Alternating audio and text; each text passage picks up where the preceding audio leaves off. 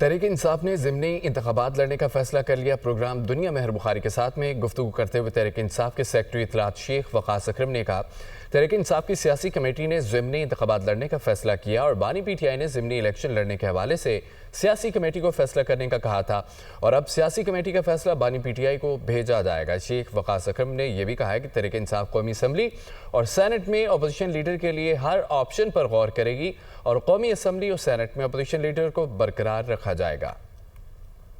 Committee को कहा था इमरान खान ने कि ज़िमनी इंतखाबात में हिस्सा लेना है कि नहीं लेना, ये फैसला कर लो। कर लिया आप लोगों ने फैसला? पॉलिटिकल कमेटी ने कल रात को रिव्यू किया है और उसमें majority was of the view के लड़ना चाहिए। तो अब ये लड़ने वाला जो फैसला है ये सिफारिशात हम खान साहब तक पहुंचा देंगे। अच्छा।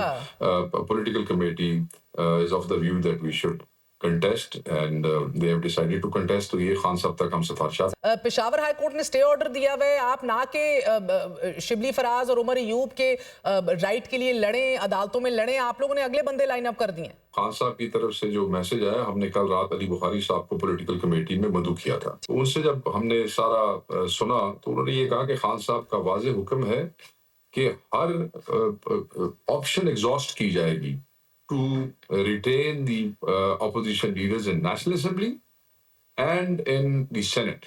ठीक है जी, स्टे मौजूद है, अभी वो फारिग नहीं हुए हैं, आज दोबारा उनको स्टे मिल गया है।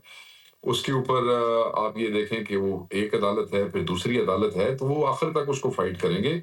हिफ्ज़े मातकद्दम के तौर पे उन्होंने जो है राजा साहब ने कोई सवाल भेजे थे, उस पे खान साहब ने कोई नाम जो है वो रिकमेंड किए। अच्छा। और वो खान साहब हिफ्ज़े देखिए पार्टी खान साहब की है, खान साहब जिसको मर्जी नॉमिनेट कर सकते हैं, उनका हुक्म हमारी सारा आंखों पे।